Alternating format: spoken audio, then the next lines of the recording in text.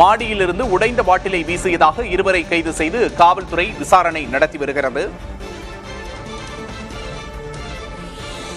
சட்டமன்ற தேர்தல் நெருங்கும் நிலையில் தாவேகா தனது பரப்புரையை தொடங்கியிருக்கிறது. நேற்று விஜய் தனது பரப்புரையை தொடங்கியிருந்தார். இந்த நிலையில் இன்று நடைபெற்ற தாவேகா கூட்டத்தில் கண்ணாடி பாட்டில் வீசப்பட்டதாக புகார் எழுந்திருக்கிறது. என்ன நடந்தது? காட்சிகளை பார்க்கலாம்.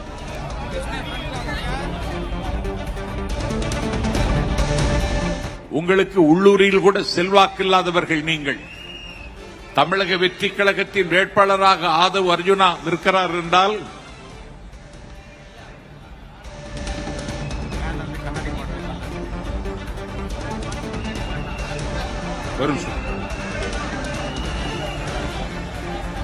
காவல்துறைக்கு எங்களுடைய பணிவான வேண்டுகோள், எங்க கூட்டத்தில் இருக்கக்கூடிய பெண்மணிகள் உட்கார்ந்து இருக்கக்கூடிய ஏரியால கண்ணாடி பாட்டில வச்சு அடிச்சுக்கிட்டு இருக்காங்க. கம்மி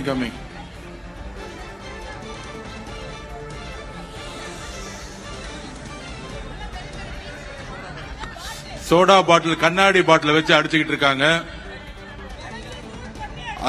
தூள் பாட்டில உடைச்சு தூள் அடிச்சு ஒரு பெண்மணியோட ஷோல்டர் அடிச்சிருக்காங்க.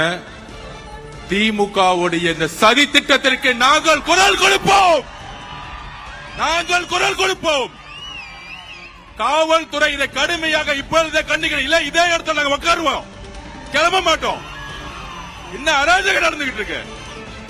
கண்ணாடி பாட்டில் வச்சு அடிக்கிறதா ஜனநாயகமா?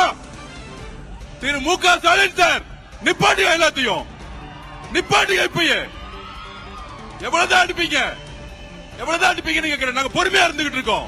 திருப்பி அடிச்சா தாங்க மாட்டீங்க சொல்லிட்டேன் நானு. திருப்பி அடிச்சு தாங்க மாட்டீங்க. நாங்க பொறுமையா இருந்துகிட்டு இருக்கோம். திமுக திருப்பி கேட்டுக்கிறேன், காவல்துறை எங்களுடைய பெண்கள் மீது கை வைத்தால் நாங்க சும்மா இருக்க மாட்டோம். கண்ணாடி பாட்டில உடைச்சு எரிஞ்சது யார்? இந்த நைட்டை கைது செய்யணும், இப்பவே கைது செய்யணும். இல்லை என்றால் அதை வச்சா இங்கே உட்கார்ந்துட்டு இருப்பேன்.